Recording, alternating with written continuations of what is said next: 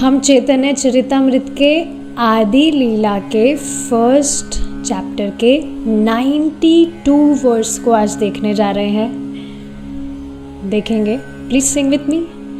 तार मध्य मोक्ष वांछा कैतव प्रधान, यहाँ है ते कृष्ण भक्ति है अंतर्धान। क्या याद आ रहा है हमने पहले क्या डिस्कस किया था? कैटव शब्द पर व्याख्या चल रही थी। कैटव का अर्थ क्या है? धोखेबाजी।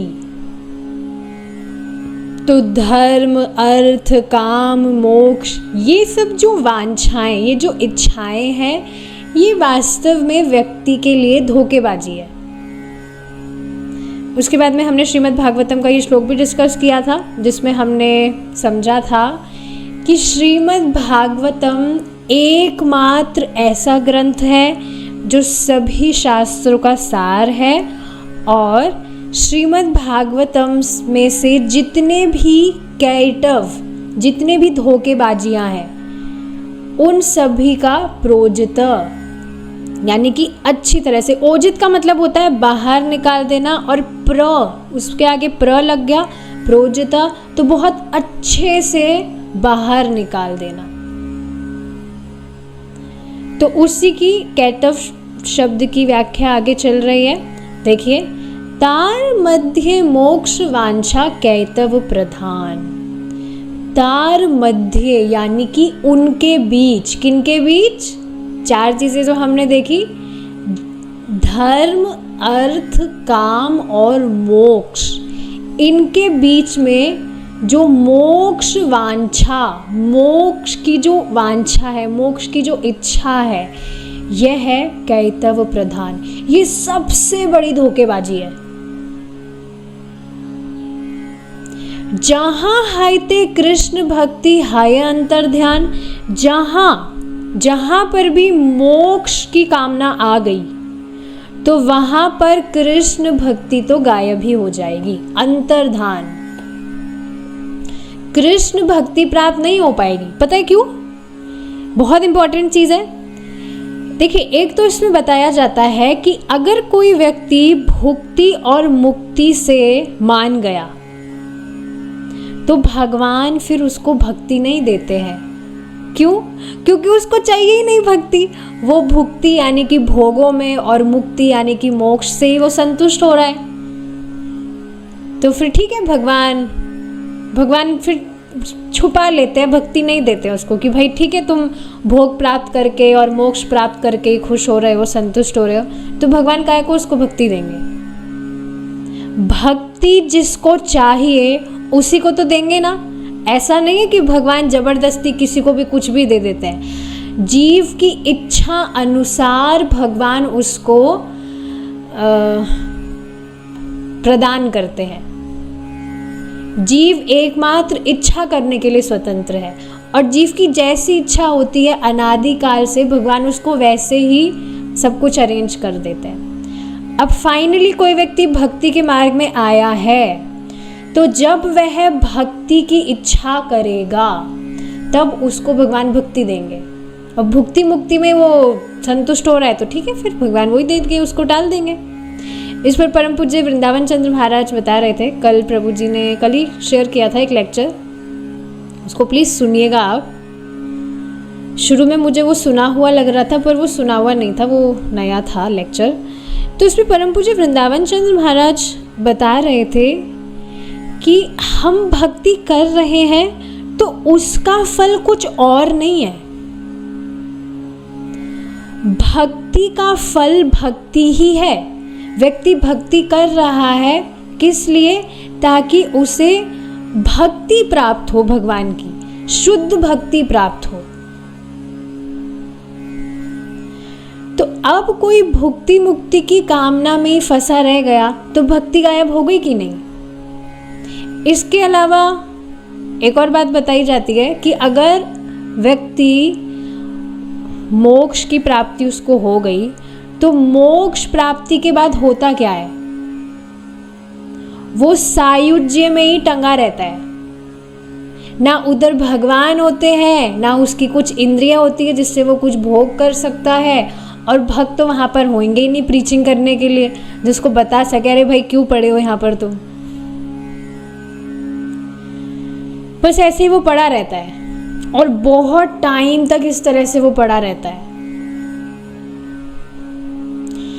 जैसे सोचिए अगर व्यक्ति इच्छा करके स्वर्ग भी गया तो ठीक है, स्वर्ग वहाँ पर स्वर्ग में जो भी भोग कर वो कम से कम नीचे तो गिरेगा वापस, ताकि उसको वापस मौका मिल सकता है। लेकिन अगर ब्रह्म ज्योति में मतलब उस भगवान की ब्रह्म ज्योति में लीन हो रहा है तो वहाँ पर तो कोई स्कोप नहीं है, भगवान के भक्त वहाँ पर तो नहीं जाएंगे प्रीचिंग करने के लिए।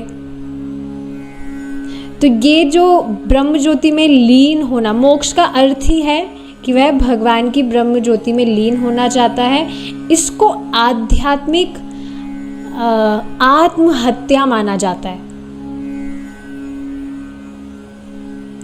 इस वजह से यहाँ पर कह रहे हैं कि ये सबसे बड़ा धोखा है जीव के प्रति। मुक्त तो व्यक्ति यानी कि भक्त वैसे ही हो जाता है।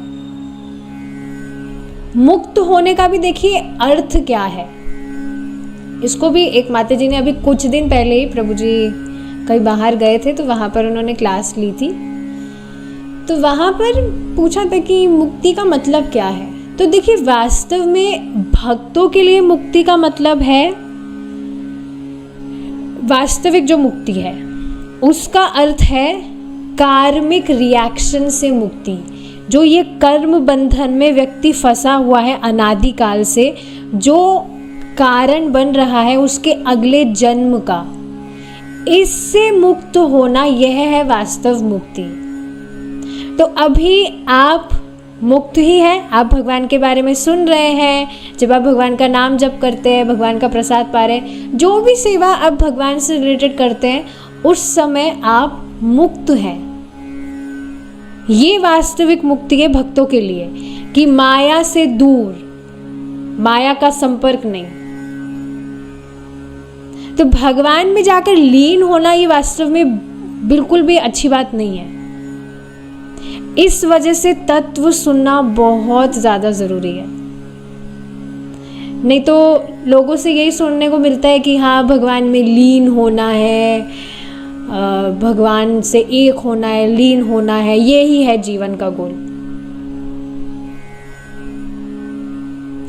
इस पर प्रभु जी एक बात बता रहे थे कि आप देखेंगे सबसे ज़्यादा प्रचार यही चलता है, पता नहीं भक्ति से पहले भी आप इस बात को सुने कि नहीं, कि भगवान में लीन होना है। मोक्ष का मतलब है कुछ, मतलब लोगों को मोक्ष के विषय में भी पता होगा कि हाँ जन्म मृत्यु का चक्र चल रहा है, इससे मुक्त होना है, मोक्ष प्राप्त करना है।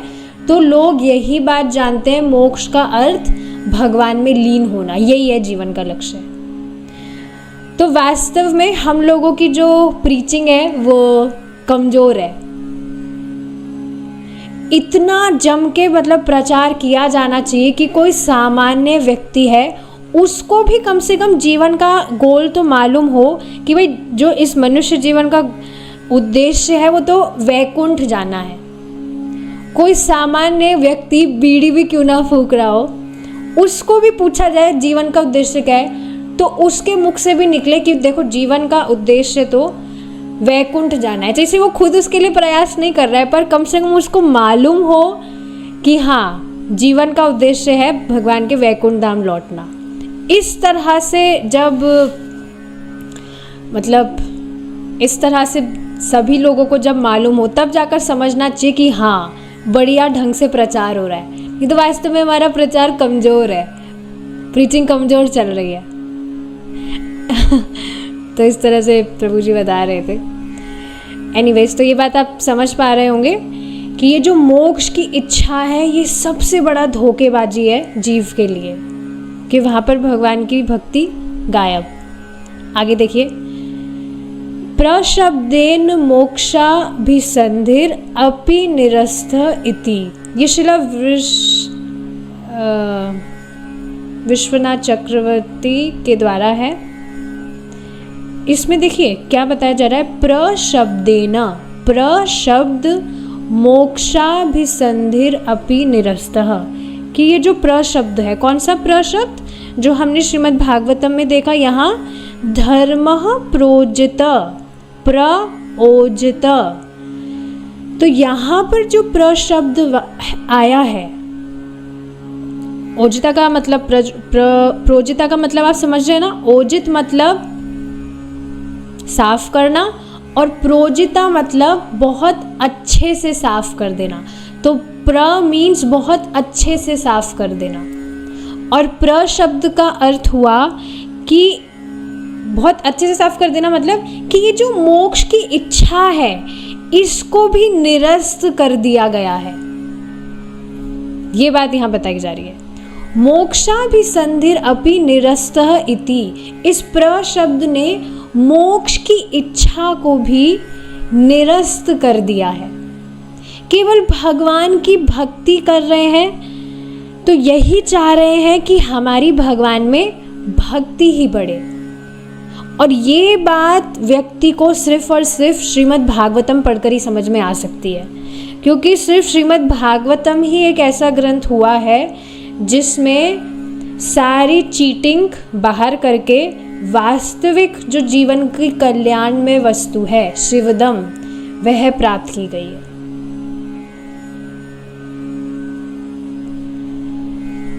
जैसे फॉर एग्जाम्पल, यहाँ पर पानी की बोतल में लाना भूल गई, पर सपोज करिए मुझे बहुत प्यास लग रही है और मैं पानी पी रही हूँ। You just imagine that I am drinking water, मेरे हाथ में ग्लास है, मैं पानी पी रही हूँ और मैंने पानी पी लिया है।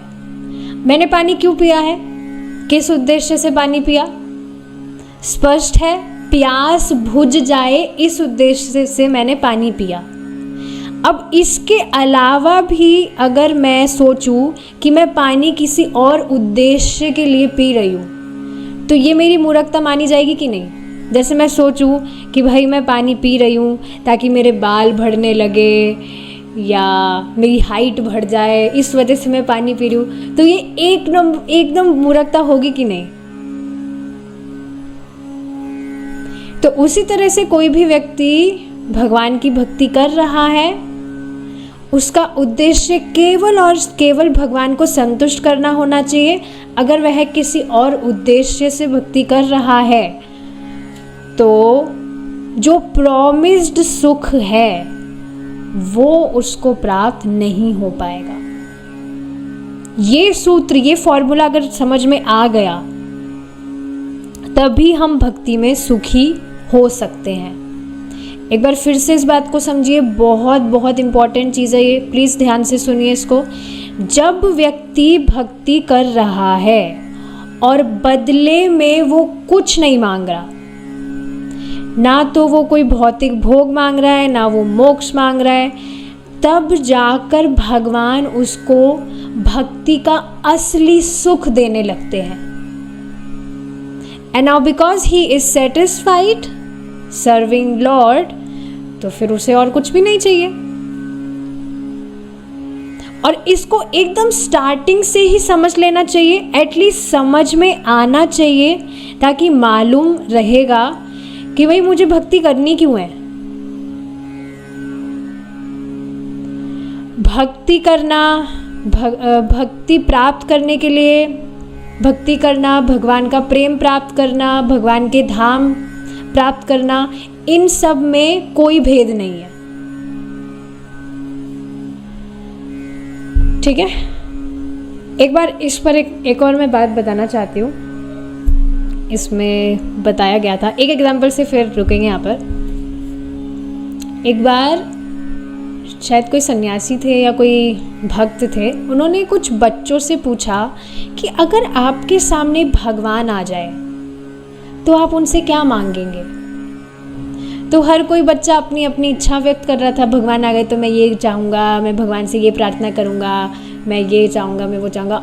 लेकिन एक बच्चा आकर बोलता है कि अगर भगवान मेरे पास में आएंगे तो मैं भगवान से कुछ भी नहीं मांगूंगा। फिर भगवान सोचेंगे, अरे ये कितना अच्छा बच्चा है, और फिर उस वजह से मेरी सारी इच्छाएं पूरी हो जाएगी। तो क्या ये शुद्ध भक्ति है? ये भी शुद्ध भक्ति नहीं है कि मैं भक्ति कर रहा हूँ, मैं भगवान से कुछ भी नहीं मांगूंगा और भगवान देखेंगे अरे ये कितना अच्छा बच्चा है, कितना अच्छा भक्त है, तो फिर ऑलरेडी ही मेरी जो भी लिस्ट मैंने तैयार कर रखी है वो अपने आप ही पूरी हो जाएगी। तो यह भी शुद्ध भक्ति नहीं है। ये बात है। देखिए, ये चीज़ मालूम होनी चाहिए। अगर फिर भी व्यक्ति की इच्छा है, क्योंकि इच्छा का आप गला नहीं घोट सकते हैं, if you still have desires, तो आप अपना विवेक इस्तेमाल करके इस तरह से भगवान को बोल सकते हैं। जैसे प्रभु जी बता रहे थे, प्रभु जी ने काफ़ी बार ये शेयर किया है, प्रभु जी की इच्छा थी कि IIT में सिलेक्शन हो जाए। तो उनको ये चीज़ पता थी स्टार्टिंग से ही कि भक्ति मैं कर रहा हूँ तो मुझे कुछ भौतिक नहीं मांगना चाहिए, पर फिर भी मैं भगवान को कह रहा था, भगवान मुझे पता है कि आपका नाम जब कुछ भौतिक के लिए नहीं मांगना चाहिए, पर फिर भी मेरी इच्छा है, तो इस वजह से आप प्लीज़ पूरा कर दीजिए। फिर भगवान ने उनकी इच्छा पूरी भी कर दी, लेकिन इच्छा पूरी होने के बाद में सोच रहे थे कि मैंने ये इच्छा की ही क्यों, बाद में खुद ही परेशान हो गए और फिर बाद में उन्होंने छोड़ भी दिया था जो भी IIT वगैरह कर रहे थे। तो ये सारी चीज़ें हैं।